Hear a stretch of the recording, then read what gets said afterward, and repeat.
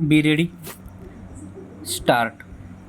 वादीने हा दावा निरंतर मनाई हुकूम मिळण्यासाठी दाखल केला. परिच्छेद. वादीचे कथन थोडक्यात असे आहे की चौका येथील गट क्रमांक 394 1 हेक्टर 10 आर व गट क्रमांक 350 पैकी 2 हेक्टर या जमिनीला वादीने दावा मिळकत असे संबोधले आहे.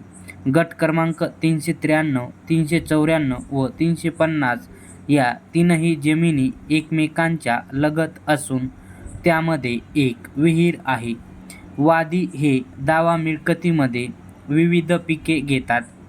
गट क्रमांक 394 ही शासकीय जमीन आहे. प्रतिवादी क्रमांक 1 च्या आदेशानुसार प्रतिवादी क्रमांक 2 ते 5 यांनी वादी यांच्या जमिनीतून माती काढून घेऊन गेले, त्यामुळे वादी यांचे अतोनात नुकसान झाले.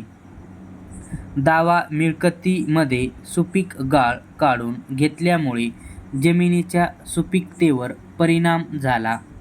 करिता दिवाणी प्रक्रिया संहिता कलम 80 ची नोटीस माफ करून सदर दावा दाखल केला.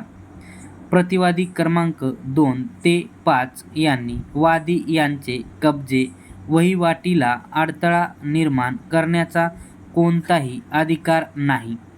करिता प्रतिवादी क्रमांक 1 ते 5 यांच्या विरुद्ध कायमचा मनाई हुकूम मिळण्यासाठी हा दावा दाखल केला. परिच्छेद. प्रतिवादी क्रमांक 1 यास निशाणी 8 अन्वये दाव्याचे समन्स लागू झाले. प्रतिवादी क्रमांक 1 गैरहजर राहिल्यामुळे हा दावा त्याच्या विरुद्ध एकतर्फा चालविण्यात येत आहे. परिच्छेद. प्रतिवादी क्रमांक 2 ते 5 यांनी निशाणी 17 व निशाणी 26 नुसार कैफियत दाखल केली. दावा मिळकतीचे सविस्तर वर्णन तसेच चतुर्सीमा नमूद न केल्यामुळे सदर दावा नामंजूर करण्यास पात्र आहे असे नमूद केले. प्रतिवादी क्रमांक 1 यास या दाव्यात विनाकारण पक्षकार म्हणून सामील केले. वादीने गट क्रमांक 394 व 350 चे सामान्य क्षेत्रावर कोणत्या अधिकाराने मनाई मागितलेली आहे ही बाब स्पष्ट केलेली नाही. प्रतिवादी यांनी दावा मिळकतीमध्ये जाण्याचा अथवा तेथून गाळ चिखल उचलण्याचा कधीही प्रयत्न केलेला नाही. याउलट गट क्रमांक 393 ही सरकारी गायरान जमीन आहे. त्यावर कब्जा करण्याच्या दृष्टीने सदर दावा दाखल केलेला आहे. गट क्रमांक 393 या सरकारी जमिनीत धरण आहे. धरणातील माती गाळ घेऊन जाण्याबाबत शासनाने अधिसूचना जारी केली होती. त्या संबंधीचा विविध शेतकऱ्यांनी फायदा घेतला. त्याबाबतचे दिनांक 14/5/2012 चे पत्र तलाठी यांच्या सहीनिशी दाखल केलेले आहे. करिता सदर दावा नामंजूर करण्यात यावा असे नमूद केले आहे. परिच्छेद. वादी व प्रतिवादी यांनी परस्परांविरुद्ध केलेल्या कथनानुसार निशाणी 27 वर मुद्दे काढण्यात आले.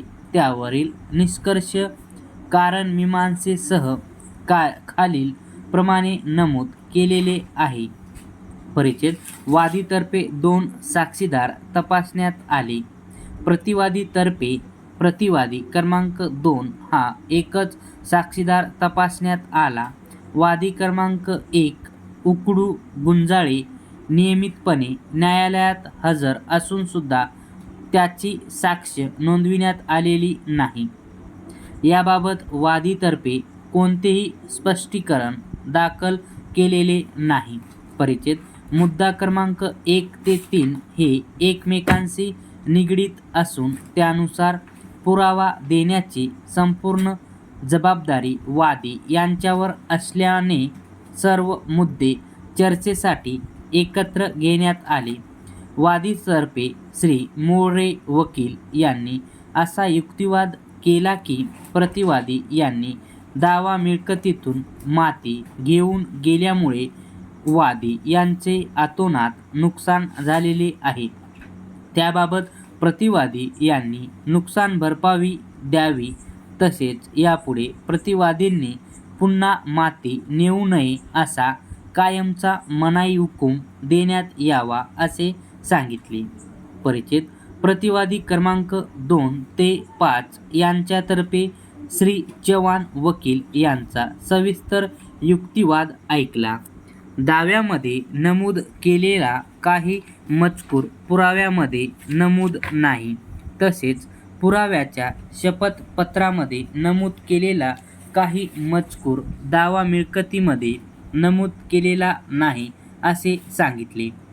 प्रतिवादी क्रमांक 1 यास शासनाने कशासाठी या दाव्यामध्ये पक्षकार म्हणून सामील केले.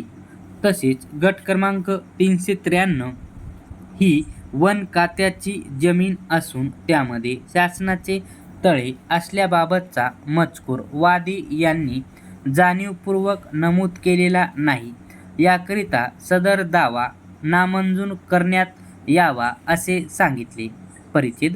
वादीतर्फे रोडोबा वाघ याने निशाणी 40 वर असे सांगितले की आरोपी हे फिर्यादीला धक्काबुक्की करीत असताना त्यांनी भांडण सोपवले. सदर केस ही दिवाणी दावा असून साक्षीदारांनी फौजदारी केसमध्ये साक्ष दिल्याप्रमाणे नमूद केले. दावा मिळकत त्यामध्ये वादीचा अधिकार, वादीचा कब्जे, वहिवाटीमध्ये प्रतिवादी यांची हरकत, अडथळा याबाबत काहीही नमूद केलेले नाही. उलट तपासामध्ये गट क्रमांक 350 ही वन विभागाची जमीन असून तिथे निजामाच्या काळापासून शेततळे असल्याचे नमूद केले आहे. प्रतिवादी क्रमांक 2 ते 5 विरुद्ध त्यांचे जुने वैमनस्य असल्याचे रोडोबा वाघ यांनी कबूल केले. त्याचा मुलगा सोमनाथ यानेही फुलंब्री येथील न्यायालयात प्रतिवादी क्रमांक 2 ते 5 यांच्या विरुद्ध दावा दाखल केल्याचे मान्य केले. एकंदर सदर साक्षीदार हा विश्वासार्ह नाही. परिच्छेद. वादी तळ्यामधील गाळ माती नेत असतानाचे छायाचित्र दाखल केले होते, परंतु सदर छायाचित्र दाव्या मिळकतीमधून माती नेत असल्याबद्दलचे वादीने सिद्ध केलेले नाही. सदर छायाचित्राबाबत एकही साक्षीदार तपासलेला नाही. परिच्छेद. साक्षीदार क्रमांक 2 बाबूराव तातेराव वाघ हा स्वतः वादी क्रमांक 2 म्हणून संभवितो, परंतु वादी क्रमांक 2 चे दाव्यामध्ये नाव बाबू तेजराव असे नमूद केलेले आहे. वादी क्रमांक 1 हा न्यायालयात हजर आहे, परंतु त्याची साक्ष नोंदविण्यात आलेली नाही. याबाबत तो काहीही सांगत नाही. प्रतिवादी क्रमांक 2 ते 5 यांचा ट्रॅक्टर व JCB चा व्यवसाय असून त्याने दावा मिळकतीमधून गाळ काढून घेऊन जाताना स्वतः पाहिले असे नमूद केले, परंतु उलट तपासामध्ये शपथपत्रातील मजकूर माहीत नाही असे सांगितले. गट क्रमांक 394 व 350 मध्ये काही जमीन वन विभागाची असल्याचे नाकारले. गट क्रमांक 350 मध्ये सदर साक्षीदाराचा कोणताही अधिकार पोहोचत नाही. प्रतिवादी यांनी शासकीय तळ्यातील माती न नेता मिळकतीमधून घेऊन गेला असा कोणताही पुरावा दाखल केलेला नाही. परिच्छेद. प्रतिवादी क्रमांक 1 महाराष्ट्र शासन यास सदर दाव्यामध्ये पक्षकार म्हणून का सामील केले याचे कोणतेही स्पष्टीकरण दिलेले नाही. दावा मिळकत गट क्रमांक 394 व 350 सदर एकूण क्षेत्रफळ खूप मोठे आहे. त्यापैकी दावा मिळकत कोणत्या दिशेला आहे हे निश्चितपणे दाव्यात दर्शविलेले नाही. तसेच दावा मिळकतीच्या चतुर्सीमा नमूद केलेल्या नाही करिता दावा मिळकतीचे निश्चित ठिकाणे दाखवता येत नाही. प्रतिवादी क्रमांक 1 ते 5 यांनीच माती घेऊन गेले तसेच सदर माती ही दावा मिळकतीतून नेली याबाबतचा कोणताही पुरावा दाखल केलेला नाही करिता मुद्दा क्रमांक 1 व 2 हे नकारार्थी उतरिले.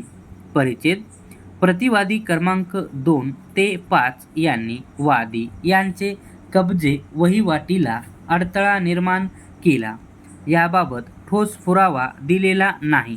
प्रतिवादी यांनी तलाठी चौका यांच्या सहीचे दिनांक 14/5/2012 चे पत्र सोबत 68 शेतकऱ्यांचे सहीचे पत्र सादर केले ज्यानुसार संबंधित शेतकऱ्यांनी शासकीय तळ्यातील गाळ काढून संबंधितांच्या जमिनीत टाकण्यात आला. अशा प्रकारे सदर गाळ हा शासकीय योजनेत वन विभागाच्या तळ्यातून काढला असल्याचे दिसते.